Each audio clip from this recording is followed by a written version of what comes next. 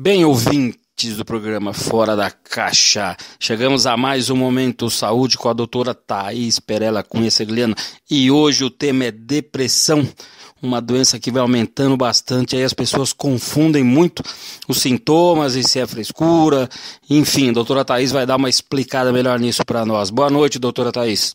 Boa noite a todos os ouvintes. Hoje eu trouxe esse assunto que cada vez mais é pauta de jornais e procura por atendimento médico. A depressão, segundo a Organização Mundial de Saúde, é a quinta maior questão de saúde pública do mundo e até 2020, daqui 5 anos, estará em segundo lugar. As doenças da mente são os mais prejudiciais e limitantes entre todos os grupos de doença, e a depressão é a mais incapacitante delas.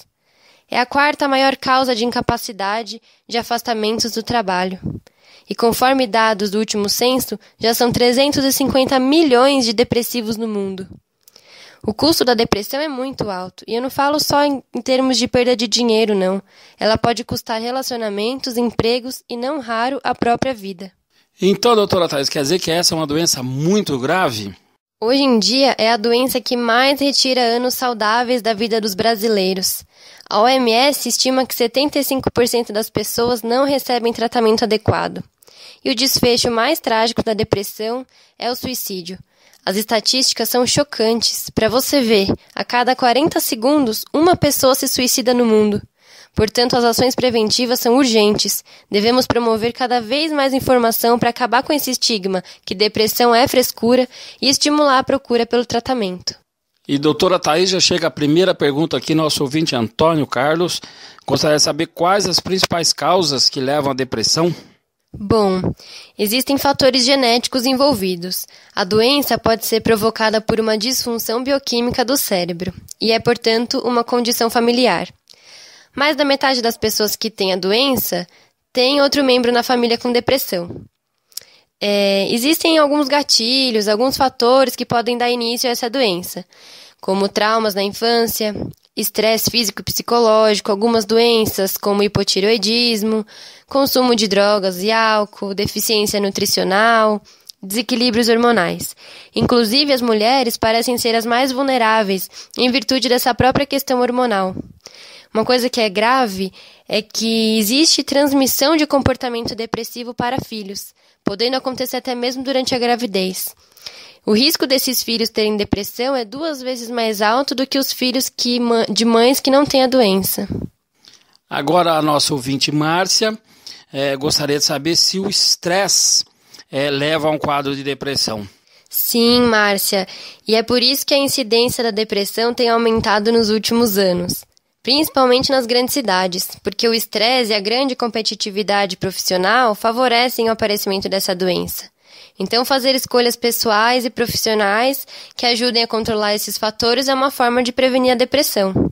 Hoje a participação está bem grande dos nossos ouvintes. Agora o ouvinte Adolfo gostaria de saber se existe uma faixa etária mais propícia, se mais velho, mais novo. Como é que se dá essa questão da depressão em relação à idade das pessoas? Bom, vamos lá. A depressão ela pode acontecer em qualquer fase da vida, tá? Na infância, adolescência, na maturidade e na velhice. Os sintomas variam conforme o caso.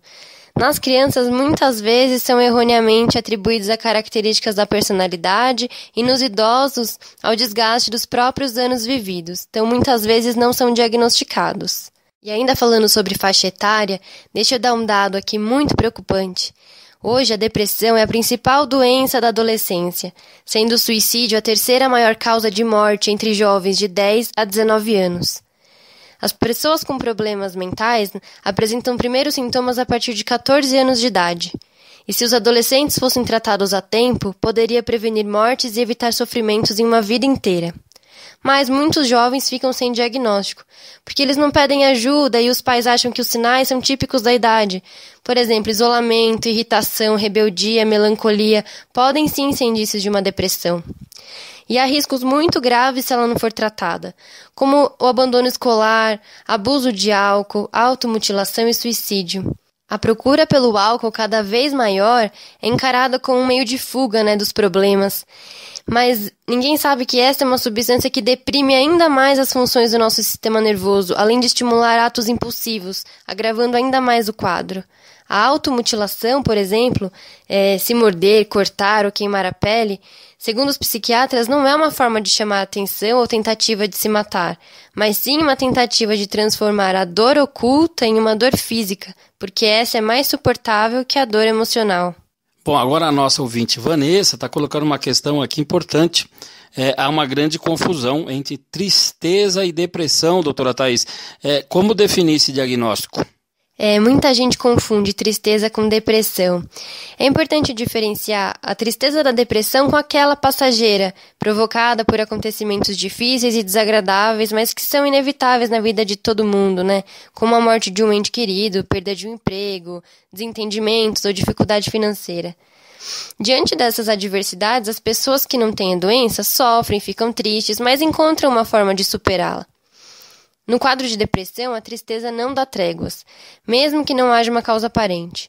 O humor permanece deprimido praticamente o tempo todo, por dias e dias seguidos, e desaparece o interesse por atividades que antes davam prazer, satisfação, associado com sentimentos de dor, amargura, desesperança e culpa.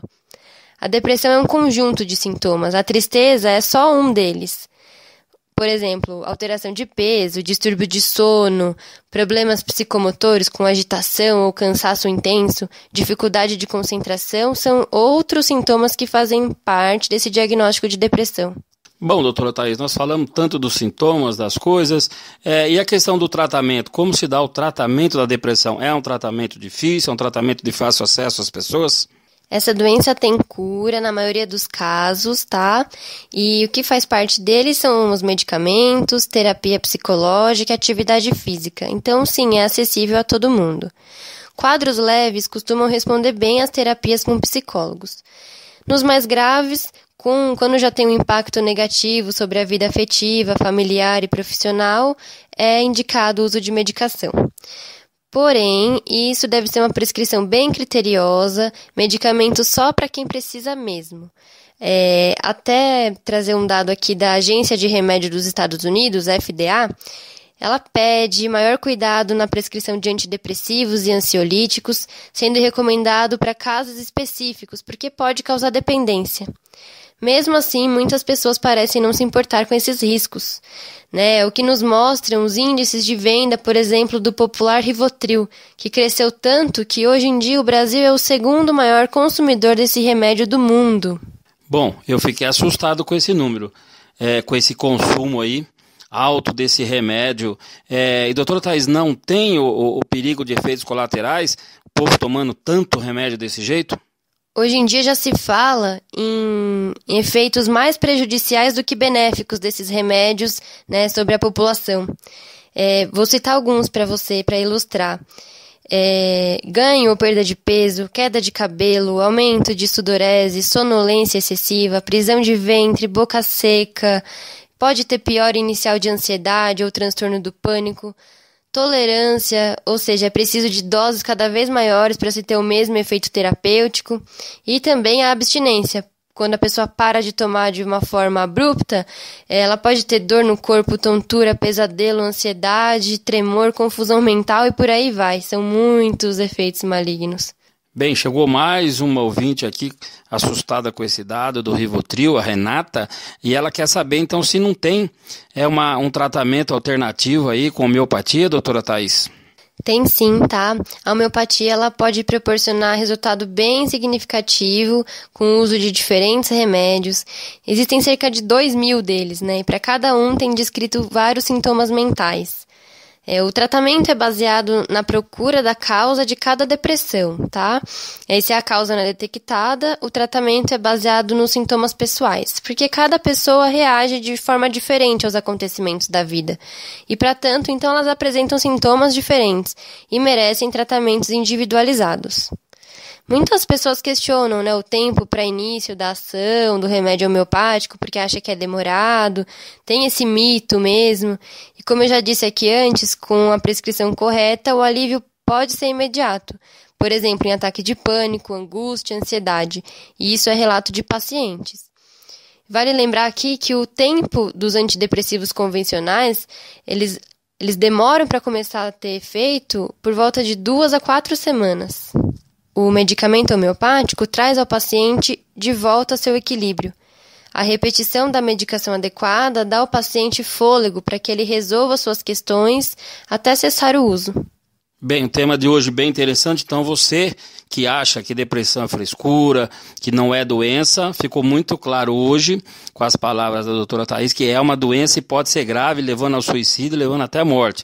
Então vamos olhar com mais atenção essa questão, né? Você que trabalha, presta atenção aos seus funcionários, os pais com os filhos, enfim. Bom, agora doutora Thaís, suas considerações finais para o Momento de Saúde de hoje, obrigado pela sua presença. Bom, para fechar esse assunto aqui então, quero pedir a atenção da família daquelas pessoas que têm depressão, para se manter bem informada sobre a doença e seus riscos, que é importante que a família seja um ponto de referência para o doente, aponte a importância de alimentação equilibrada, higiene pessoal e necessidade e importância de interagir com outras pessoas. A depressão é uma doença como qualquer outra. Não é sinal de loucura, nem preguiça, nem de irresponsabilidade. Então, se você anda desanimado, triste e acha que a vida perdeu o brilho, procure uma assistência médica. O diagnóstico precoce é o melhor caminho para colocar a vida nos trilhos outra vez. Boa noite a todos, agradeço mais uma vez essa participação e estou à disposição para responder qualquer dúvida no site ou no ar aqui na semana que vem. Obrigada ao programa Fora da Caixa, Rádio Exclusiva. Boa noite a todos.